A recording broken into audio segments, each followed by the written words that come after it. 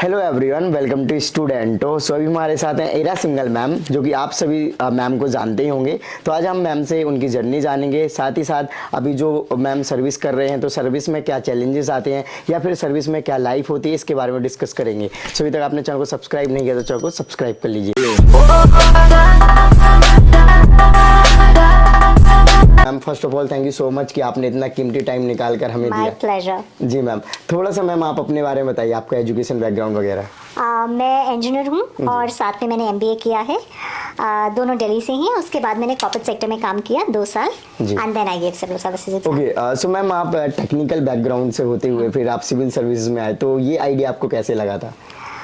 Civil services के बारे में मैंने बचपन में सोचा था, बहुत छोटे में, कि मैं सिविल सर्विसेज में जाऊंगी, क्योंकि मुझे स्पेसिफिकली अपने जॉब में कुछ ऐसा करना था which related to public service, which related to doing something for the society, making the world a little better. And while I really enjoyed my corporate job, but उसमें वो चीज़ नहीं आ पाती है, वो काम उसमें नहीं आ पाता है, सेटिस्फैक्शन नहीं मिल पाता है वो। नहीं, वो सेटिस्फैक्शन भी आपको मिलेगा अगर आपकी डिज़ायर उस तरह से हो।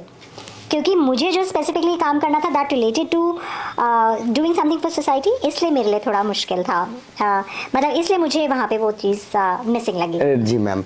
ओके, सो मैम जब आप सिविल सर्विसेज का आपने सोचा तो उस टाइम पे आपने ऑप्शनल क्या रखा अपना? मेरा ऑप्शनल ज्योग्राफी था एंड जब मैंने पहली बार दिया था तब 2 ऑप्शनल होते थे, तो मेरा दूसरा optional public administration. Okay, so ma'am आपका ये 4th अटेम्प्ट में सिलेक्शन हुआ था, तो मैम इसके पहले अटेम्प्ट्स में आपका क्या रहा रिजल्ट?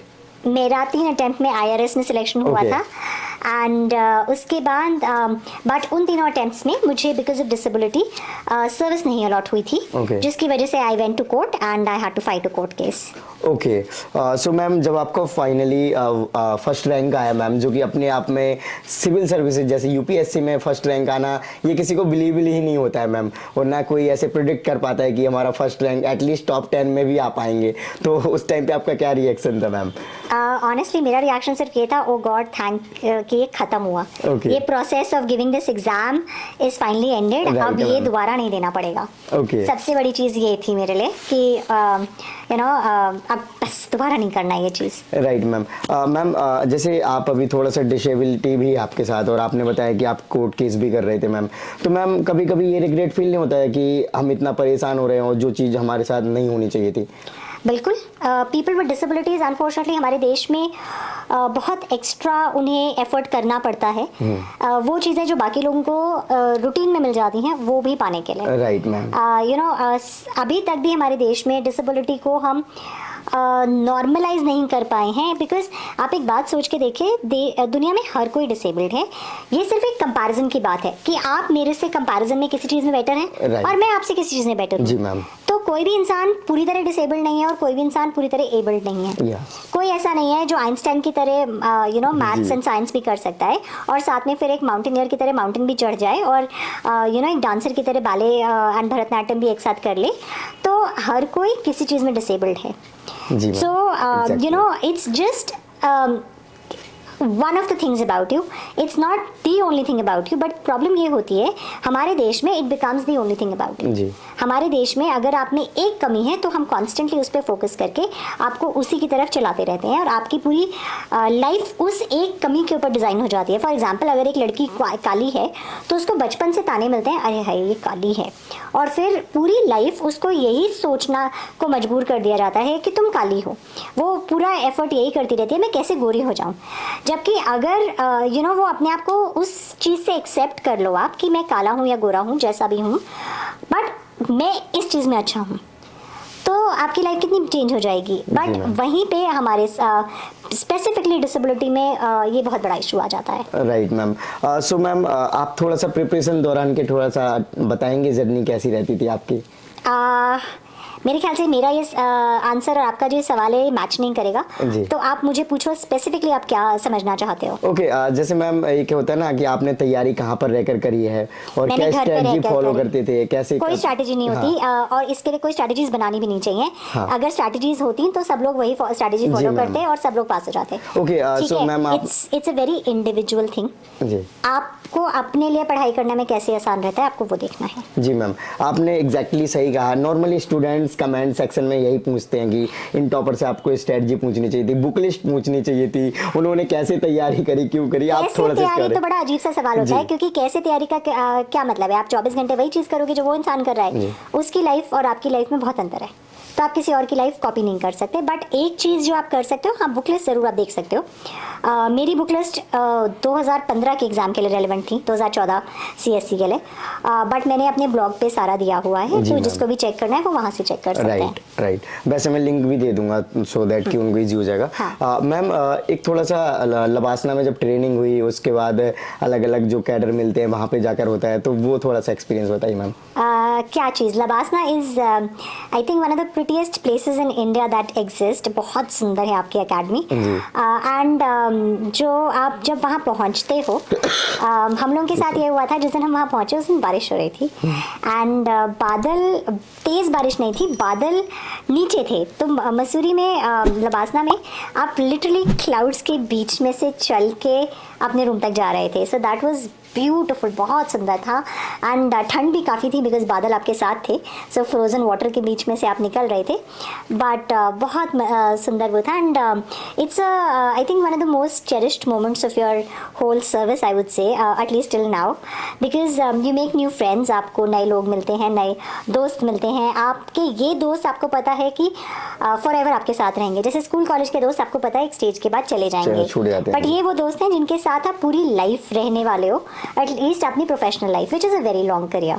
तो you know these are sort of like your family that you create there, and उसके बाद देखिए क्लासेस वगैरह तो ठीक है, सब अच्छा होता है, but it's a nice bonding वो, क्योंकि एक तो आप इतनी सुंदर जगह पे हो, दूसरा आप अपने जैसे लोगों के साथ हो, जो उनका थॉट प्रोसेस आपसे सिमिलर होगा, जिनका आउटलुक लाइफ में आपके सिमिलर होगा, बट ऑब्वियसली सब अलग भी हैं बिकॉज सब अलग अलग स्टेट से हैं एंड सब अलग अलग बैकग्राउंड से हैं, so it's a nice mix of similar and different. तो I think the main experience is about the people that you meet. तो अगर आप वहाँ दोस्तियाँ करते हो तो आपकी लाइफ बहुत अच्छी होगी। अगर आप वहाँ पे जाके कंपटीशन करते हो और लोगों को उसका ये है और उसका वो है सोचोगे तो वो पूरा भी हो जाएगा।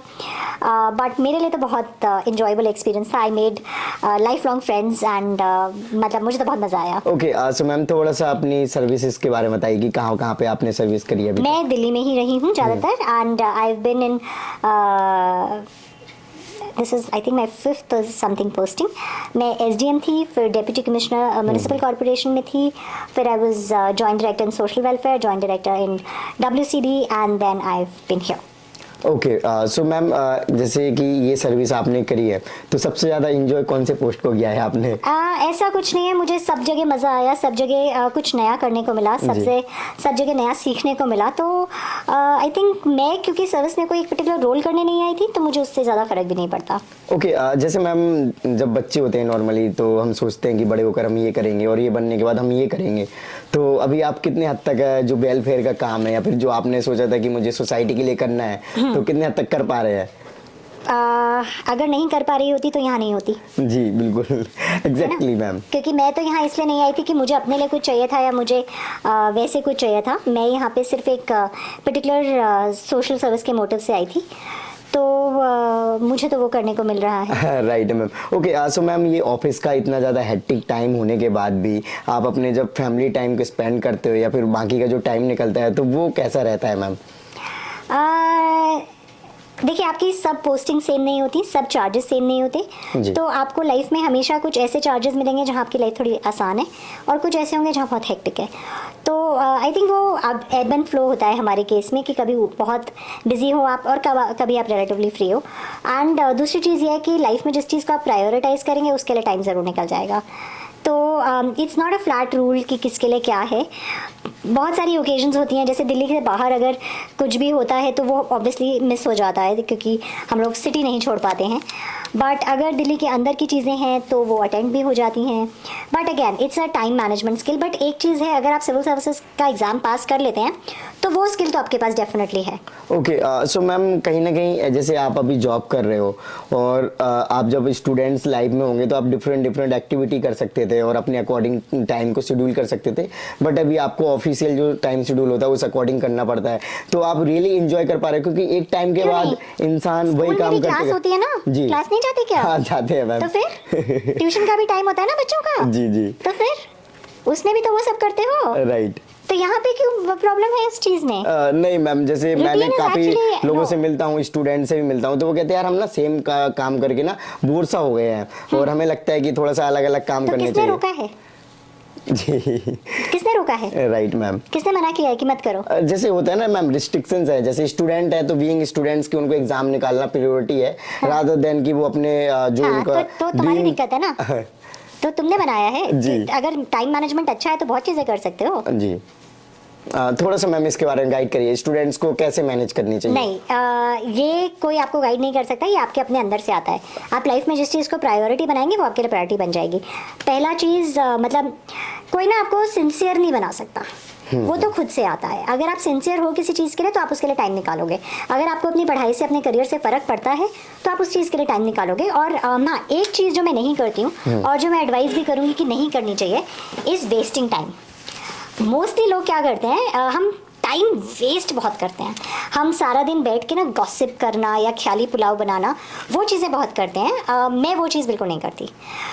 मैं कोई ख्याली पुलाव नहीं बनाती, मैं कोई बैठ के गॉसिप नहीं करती हूँ। मेरे हिसाब से अगर मैं पिक्चर देख रही हूँ तो that is also my time of relaxation. अगर मैं टीवी देख रही हूँ then I have slotted that time कि हाँ, मुझे इतनी देर के लिए टीवी देखना है, मुझे इतनी देर के लिए अपने दोस्तों से बात करनी है, because connecting with the world around me is also important. लोगों के साथ जुड़ना, लोगों से सीखना, लोगों से बात करना, वो भी ज़रूरी है। गॉसिप का मतलब ये होता है आप किसी तीसरे इंसान की बुराइयां कर रहे हैं, तीसरे इंसान की लाइफ के बारे में जिससे आपको बिल्कुल फ़र्क नहीं पड़ता, वो डिस्कस कर रहे हैं। मैं अपने दोस्तों के साथ जनरली करंट अफेयर्स, दुनिया में क्या हो रहा है, किसी चीज़ का क्या प्रॉब्लम और सोल्यूशन हो सकता है, चीज़ों को एनालाइज करती हूँ, तो मैं ऐसी बातें करती हूँ। एंड पर मैं ये भी टाइम निकाल के करती हूँ, and I think that is also important कि आप अपने दोस्तों के साथ बाहर भी जाएँ, वर्ल्ड में बॉन्डिंग भी बनाएं। आप कभी भी अगर किसी मुसीबत में हैं तो आपको कोई चाहिए होगा ना साथ में, तो अगर आपने किसी से बात ही नहीं करी, आपने किसी से उस तरह से कनेक्शन ही नहीं बनाए, तो वो भी नहीं होगा। बट अगेन एक पॉइंट पे आपका करियर ज़्यादा इंपॉर्टेंट है। तो अगर आप स्कूल के स्टूडेंट हैं, उस स्टेज पे आपका करियर, उस स्टेज कॉलेज के स्टूडेंट हैं तो करियर ज़्यादा इंपॉर्टेंट है, तो प्रायोरिटाइज वो होगा। तो अगर आपके पास दिन में 20 घंटे हैं तो 20 में से आपके ज़्यादा घंटे पढ़ाई की तरफ जाने चाहिए, करियर की तरफ जाने चाहिए, बट कुछ घंटे बाकी चीज़ों के लिए भी जाने चाहिए। Right ma'am. तो हमेशा बैलेंस उसका होता है। एक forgetting this thing, Adam Smith का सप्लाई चेन जब उसने वो बनाई थी तो उसमें एक सबसे बड़ा चीज़ ये था कि जो वेस्टफुल एक्शंस थे वो एलिमिनेट करते हैं हम। तो जो भी आप अपनी लाइफ में वेस्टफुल एक्टिविटीज़ करते हैं वो एलिमिनेट कर लीजिए।